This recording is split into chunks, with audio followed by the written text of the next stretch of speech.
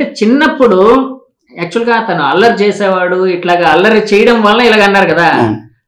అల్లరి చేసినప్పుడు అంటే ఫస్ట్ టైం గ్రౌండ్ కి తీసుకుని వెళ్ళినప్పుడు అంటే క్రికెట్ బ్యాట్ పట్టుకొని లేకపోతే కర్ర పుల్లలు పట్టుకొని ఇట్లాగా బ్యాటింగ్ చేస్తున్నట్టు ఇట్లాగా అంటే ఆ ప్యాషన్ చూసినప్పుడు మీకేమనిపించిందండి? నేను మామూలుగా అయితే అంటే నాకు బాడీ బిల్డింగ్ అన్న స్పోర్ట్స్ అన్న నాకు ఇష్టం సార్. నాకు ఇష్టం. నేను యాక్చువల్ కబడ్డీ ప్లేయర్ని. నాకు స్పోర్ట్స్ అంటే మంచి ఇంట్రెస్ట్. అయితే నాకున్న ఇంట్రెస్ట్ ఏంటంటే ఎప్పటికైనా బాబుని ఫిజికల్ గా ఒక స్ట్రాంగ్ గా చేయాలనేది నాకు ఫస్ట్ నుంచి ఉన్నది. అంటే క్రికెట్ అనేది నాకు ఉద్దేశం ఏం కాదు, ఫిజికల్ గా స్ట్రాంగ్ గా ఉండాలి, మంచి బాడీ బిల్డప్ చేయాలి, ఇప్పుడు నుంచే చేయాలనేది నేను ఆడితో పెట్టుకున్న గోల్. ఇంకా అది ఏమైపోయిందంటే క్రికెట్ కి వెళ్ళిన తర్వాత అక్కడ ఏమైనా సక్సెస్ అవ్వకపోతే, అక్కడ ఏమైనా బాగా ఆడకపోతే నేను ఇంకేదో కబడ్డీయో లేకపోతే రన్నింగ్ లేకపోతే ఇంకోటి ఏదైనా నేను వెళ్ళేవాడిని. కానీ అక్కడ వెళ్ళిన దగ్గరే సక్సెస్ పొందాడు. అండర్-14 సెలక్షన్కి వెళ్ళినప్పుడే డిస్ట్రిక్ట్ టీమ్ సెలెక్ట్ అయ్యాడు, స్టేట్ టీమ్ సెలెక్ట్ అయ్యాడు, అండర్-14 రెండుసార్లు స్టేట్ సెలెక్ట్ అయ్యాడు. ఇంకెక్కడ నాకు గ్యాప్ కూడా ఇవ్వలేదండి. ఇంకా వాడికి బాగా ఇంట్రెస్ట్ ఉన్నాడు, అందులోనే ఇంకా సక్సెస్ చేద్దామని చెప్పి నేను నితీష్ని అడిగాను, డాడీ నా ఇంట్రెస్ట్ మీద కాదంటే, లేదు డాడీ క్రికెట్ అంటే నాకు ఇంట్రెస్ట్, నేను క్రికెట్ ఆడతాను, ఇంకా నువ్వు నన్ను తీసుకెళ్తే చాలు, నువ్వు గ్రౌండ్కి తీసుకెళ్తే చాలు అనేసి నాతో చెప్పడం. అప్పుడు మా భార్య గారికి, ఈవిడి మా శ్రీమతి మానస గారండి, ఈవిడికి ఎడ్యుకేషన్ అంటే ఇష్టం సార్ బాగా. ఈవిడికి ఎడ్యుకేషన్ అంటే ఇష్టం, నాకు స్పోర్ట్స్ అంటే ఇష్టం. అయితే ఆ టైంలోనే మేము అండర్-14 ఇంకా స్టేట్ సెలెక్ట్ అవుతాడు అన్న టైంలోనే నాకు హిందుస్థాన్ జింక్ నుంచి ఉదయపూర్ ట్రాన్స్ఫర్ అయిందండి. ఉదయపూర్ ట్రాన్స్ఫర్ అయినప్పుడు కొంచెం ఆలోచించుకోవడానికి, అంటే నాకు 23 సంవత్సరాల సర్వీస్ ఉంది, ఇంకా ఎంగేజ్ ఇంకా నాకు. అయితే ఆ టైంలో నేను ఉద్యోగం వదలాలా ఉద్యోగానికి వెళ్ళాలా అని కొంచెం కన్ఫ్యూజ్ లోని, ఎవరిని అడిగినా అబ్బాయి నువ్వు ఉద్యోగానికి వెళ్ళిపోతే మంచిది, 25 years అంటే ఇంకా న్యూ కొత్త జాబ్ లాంటిది కదా, వెళ్ళిపోతే మంచిది అని చెప్తే, అప్పుడు మా భార్య నేను ఎదురు కూర్చొని ఈవిడిని ఒప్పించాను, నేను ఉద్యోగం రిజైన్ చేసేద్దాం అనుకుంటున్నాను, అబ్బాయిని క్రికెట్ ఆడిస్తాను, నువ్వు ఎడ్యుకేషన్ చదువు కాబట్టి పాపని నువ్వు చదివించుకో, నీకు ఏం కావాలన్నా నేను చూస్తానని చెప్తే, ఈవిడ కూడా మరి మాట ఆడకుండా, అంటే ఈ రోజుల్లో ఎవరు అలా ఒప్పుకోవడం గ్రేట్ అండి. వెంటనే ఉద్యోగం మానేస్తున్నాను, కానీ ఇంకెందుకు మానేస్తావు, నీకు ఉద్యోగం ఉందనే కదా నేను చేసుకున్నాను అని ఒక మాట అని ఉంటే, ఈ రోజు నితీష్ కుమార్ రెడ్డి ఎవరో, ముత్యాల రెడ్డి ఎవరో, మీరెవరో, నేనెవరో ఎవరికి ఈ ప్రపంచానికి తెలియదు సార్. ఆ రోజు ఈవిడి పెద్ద మనసుతో ఒప్పుకోవడం, వెంటనే నేను ఇంకా ఆ రోజు నుంచి నేను రిజైన్ చేసిన దగ్గర నుంచి ఇంకా నితీష్ ఉదయం నుంచి సాయంత్రం వరకు ఎక్కడైతే గ్రౌండ్ లో ఉంటాడో నేను అదే గ్రౌండ్ లోని అక్కడే ఆడుతూనే ఉండేవాడిని. ఎందుకంటే వాడికి ఏం కావాలన్నా నేనే చూసుకొని, కోచెస్ కానీ వాళ్ళతో మాట్లాడుతూ వాళ్ళతో చేస్తూ, గ్రౌండ్ బయటకు వచ్చిన తర్వాత అన్ని చేస్తూ, ఇంటికి వచ్చిన తర్వాత వాడికి ఏం కావాలనేది వాళ్ళ మదర్గా ఆవిడ చేసింది. గ్రౌండ్లోనే ఏం కావాలి, గ్రౌండ్కి తగ్గట్టుగా నేనేం చేయాలనేది నేను చేశాను. యాజ్ ఎ పేరెంట్గా నేను ఏదైతే ఇండియా ఆడతాడు, ఐపీఎల్ ఆడతాడు అనుకోలేదండి. నితీష్కి అయితే మాత్రం ఒక పట్టుదలండి, ఏదైనా అనుకుంటే సాధించడానికి ఒక మంచి పట్టుదలతోనే ఈ క్రికెట్ లో వచ్చాడు. అది సాధించినందుకు నేను యాజ్ ఎ పేరెంట్స్ గా నేను చాలా గర్వపడుతున్నాను సార్. ఎందుకంటే కాదండి, ఇది చాలా తక్కువ మందికి వచ్చే ఇది కదండి, రెస్పెక్ట్ కదండి. అంటే ఒక ఫాదర్, ఒక ప్లేయర్ ఫాదర్, అంటే ఇండియాకి ఆడే ఒక ప్లేయర్ కి ఒక ఫాదర్ గా ఎంత ప్రౌడ్ గా ఉంటారో అంటే మిమ్మల్ని చూస్తే మాకు అర్థమవుతుంది. మేడం ఇప్పుడు క్వశ్చన్ మీకే, ఒక్కసారి మైక్ పట్టుకోండి. మేడం, నితీష్ చిన్నప్పుడు ఎగ్స్ ఇలాగ పైకి ఎగరేసినప్పుడు ఎన్ని ఎగ్స్ పగలగొట్టాడు చెప్పండి. ఫస్ట్ ఎగ్ కూడా పగలదండి. పగలలేదు అంటే ఫీల్డింగ్ అప్పటి నుంచే బాగా చేసేవారు అంతేనా? అల్లరి చేస్తాడు కానీ, అంటే నార్మల్ గా నేను ఎక్కడికి బయటికి పంపించను నితీష్ ని. ఎగ్స్ తీసుకురానన్న షాప్ కి వెళ్ళి అంటే అది చూసేదాన్ని ఎలా తెస్తాను. లేదండి, అపార్ట్మెంట్ కి వచ్చినప్పుడు కొంచెం జాబ్ పోయిన తర్వాత అపార్ట్మెంట్ కి వచ్చాను. ఫస్ట్ లో జింక్ లో కూడా షాప్ ఉండేదండి, తనకి మాకు కొంచెం దగ్గరలో ఉండేది, పక్కనే ఉండేది. అక్కడికి వెళ్ళినప్పుడు మాకు విండోలో చూస్తే కనిపించేది అనమాట, షాప్ దగ్గర నుంచి రావడం. చూస్తుంటే ఈ 2 చేతుల బాల్స్ ఎగ్స్ పెట్టుకుని ఇలా ఎగరేసుకుంటూ వచ్చేవాడు. నువ్వు ఎక్కడ పగలేస్తాడు ఎప్పుడు ఒక ఎగ్గ కూడా పగలండి, కరెక్ట్ గా తీసుకొస్తాడు. సో అప్పుడు చిన్నప్పుడు చేసిన ప్రాక్టీస్ ఇప్పుడు ఆల్రౌండర్ గా మారడానికి కారణం అయిందంటారు. ఏమో చెప్పలేం కదండి అది. నితీష్ ఫస్ట్ బ్యాట్స్మెన్ గా ఉంటూ అండర్-16 లోని ఏదో హిమాచల్ ప్రదేశ్ మీద, అంటే ఏ స్టేట్ నాకు గుర్తులేదు కానీ ఒకే ఇన్నింగ్స్ లో 400 రన్స్ కొట్టాడంటే నిజమేనా? మీరు చెప్పింది కరెక్ట్.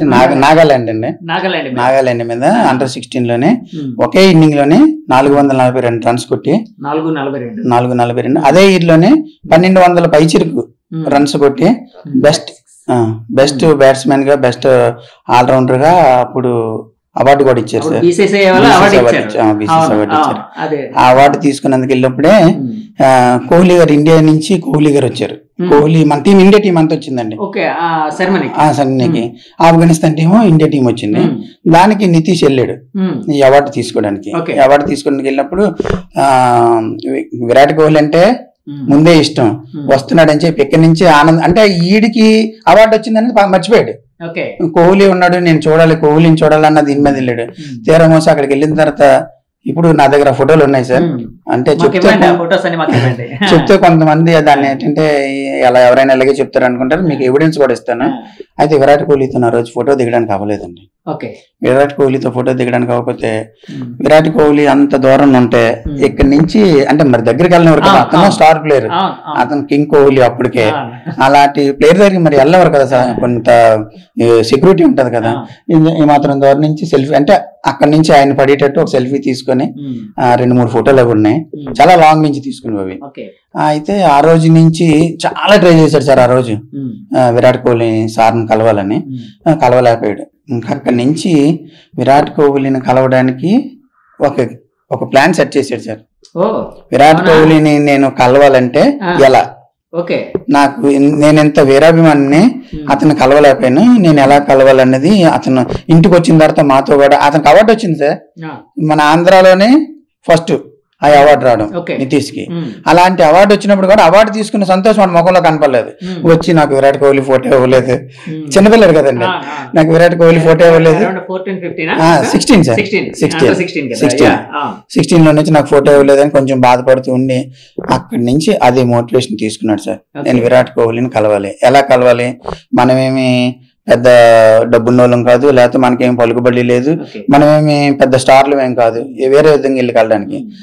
అప్పుడు అనుకున్న నిర్ణయం ఏంటంటే నేను విరాట్ కోహ్లీని కలవాలంటే ఇదే క్రికెట్ లోనే నేను బాగా ఆడి విరాట్ కోహ్లీ చిందా నా విరాట్ కోహ్లీ నోటంటే నితీష్ కుమార్ రెడ్డి పేరు వస్తే చాలు అనుకున్న మనిషి ఈ రోజు డైరెక్ట్ గా విరాట్ కోహ్లీ దగ్గరికి వెళ్ళి ఆ క్యాప్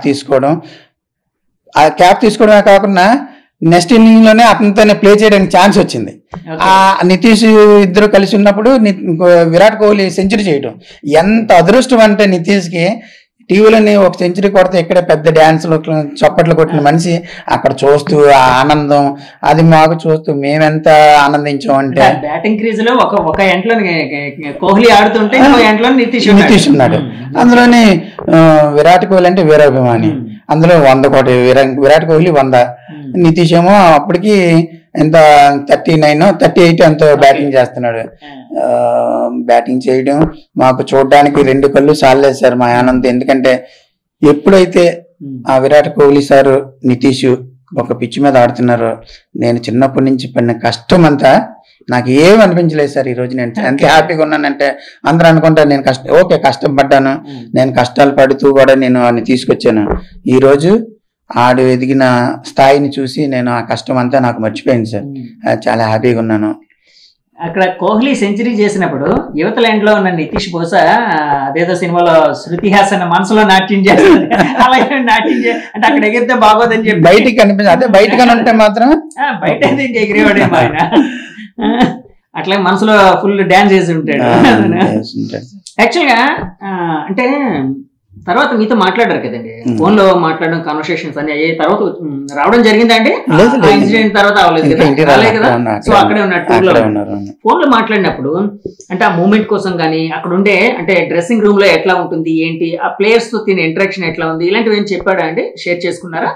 నితీష్ కి ఒక అడ్వాంటేజ్ ఏంటంటే సీనియర్స్ టీమ్ కి సెలెక్ట్ అవ్వక ముందు ఇండియా ఆస్ట్రేలియా ఏకి వెళ్ళాడు. అప్పుడు కొంతమంది అంటే విరాట్ కోహ్లీ కానీ ఇలాంటి పెద్ద పెద్ద ప్లేయర్లు కాకుండా ఈ కొంచెం మిడిల్లో ఉన్న ఈ విహారీ కదండి, కేఎల్ రాహుల్, సూర్య ఇలాంటి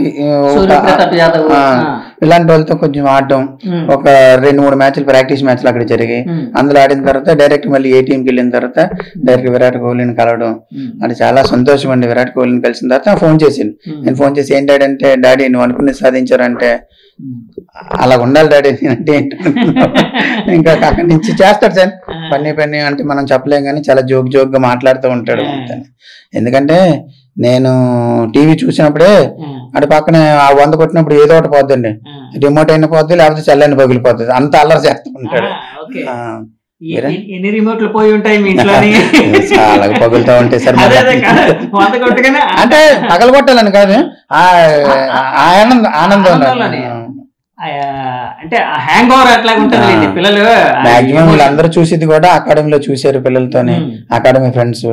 ఇప్పుడు నితీష్ ఫ్రెండ్ కూడా ఈ రోజు ఐపీఎల్ కి సెలెక్ట్ అయ్యాడు. త్రిపురాన్ విజయ్ శ్రీకాకుళం. నితీష్ కి ఫ్రెండ్ అండి, చాలా క్లోజ్ ఫ్రెండ్స్ సార్. ఇప్పుడు వీళ్ళంతా ఒక బ్యాచ్, మన నితీష్, గుంటూరు రషీద్, త్రిపురాన్ విజయ్, వీరు ముగ్గురు ఒకే ఇయర్ అకాడమీ చేశారు వీళ్ళంతా. ఇప్పుడు మన అవినాష్ అన్న అబ్బాయి కొంచెం సీనియర్ నితీష్ కి, సత్యనారాయణ రాజు కూడా సీనియర్, కాకినాడ అబ్బాయి. వీళ్ళు నితీష్ కన్నా కొంచెం సీనియర్, అయినా వీళ్ళందరూ కలిసి ఆడిన బ్యాచ్ ఇదంతా. యాక్చువల్ గా అంటే ఇప్పుడు మనకి చాలా ఆనందంగా ఉందండి. అంటే మనం వైజాగ్ కుర్రాడు యాక్చువల్ గా ఇండియాకి ఆడుతున్నాడు, ఐపీఎల్ కి ఆడుతున్నాడు. ఇంకోటి ఐపీఎల్ లో లాస్ట్ ఇయర్ అయినా 20 lakhs బేస్ ప్రైస్, ఈ రోజు 6 కోట్లు. 6 కోట్లకు అమ్ముడయ్యాడు. ఎలా ఉంది?